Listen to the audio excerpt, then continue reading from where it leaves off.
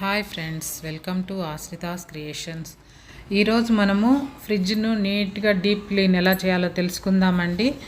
ఎలా చేయాలో తెలుసుకునే ముందు మన ఛానల్ని కొత్తగా చూస్తున్నట్లయితే లైక్ చేయండి, షేర్ చేయండి, సబ్స్క్రైబ్ చేయండి. మామూలుగా మనము ఫ్రిడ్జ్ని వారానికి 15 రోజులకు క్లీన్ చేస్తూనే ఉంటాము.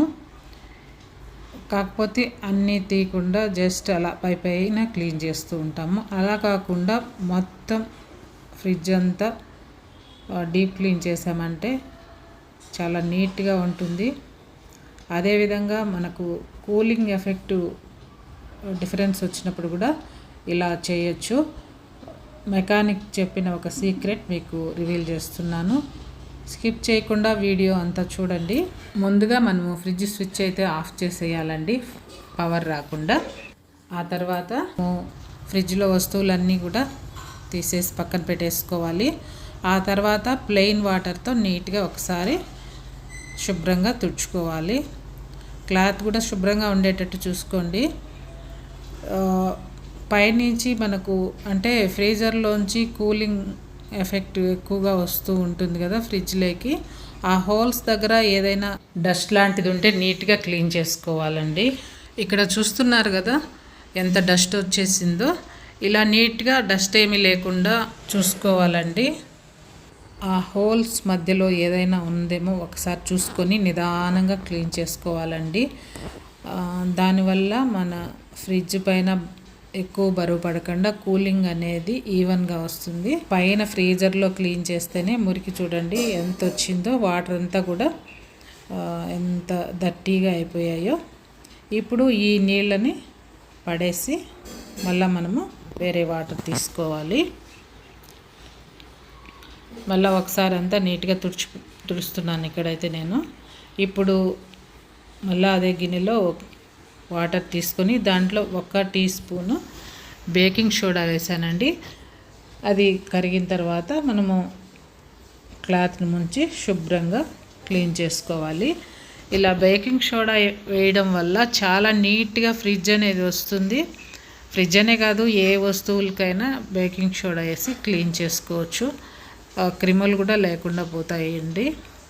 వాసన కూడా ఉండదు. ఫ్రిడ్జ్లో ఏదైనా బ్యాడ్ స్మెల్ వస్తూ ఉంటే అంత చక్కగా ఎక్కడ మిగిలిపోకుండా ప్రతి ప్లేస్లోనూ క్లీన్గా తుడిచేసుకోవాలి.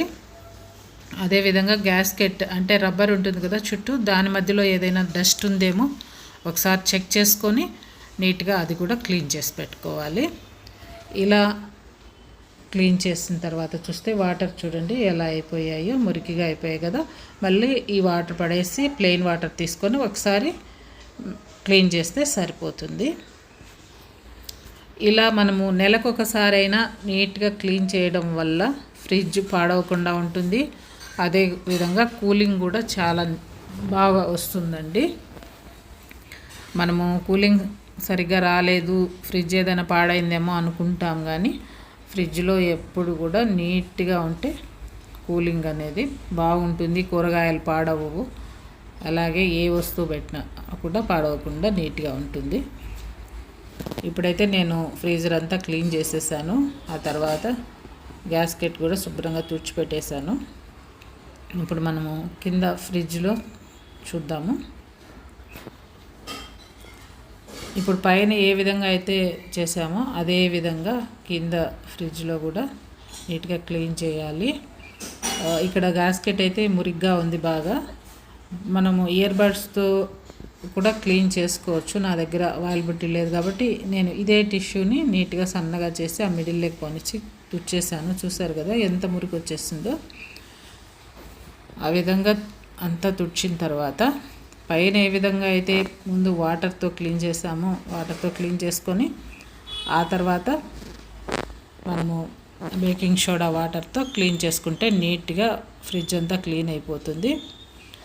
ఆ తర్వాత పై వైపును కూడా ఒకసారి తుడిచేసుకున్నామంటే ఫ్రిడ్జ్ అంతా మెరిసిపోతూ ఉంటుందండి. లోపల తీసిన ర్యాక్స్ అంతా కూడా బాగా కడిగి తడి లేకుండా తుడిచి ఎండలో ఆరబెట్టుకున్నామంటే మంచిది. ఏదైనా క్రిములు ఉంటే కూడా పోతాయి.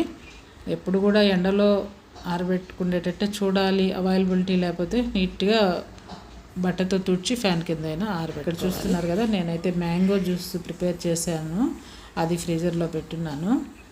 మనము ఇంకా ఏమేమి వస్తువులు ఉన్నాయో అవంతా కూడా నీట్గా ఆర్గనైజ్ చేసుకుంటే సరిపోతుంది.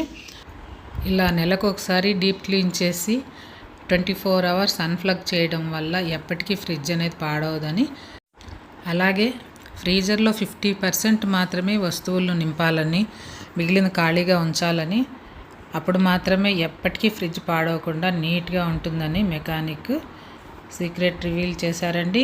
ఇదేనండి ఈరోజు video. Thank you for watching.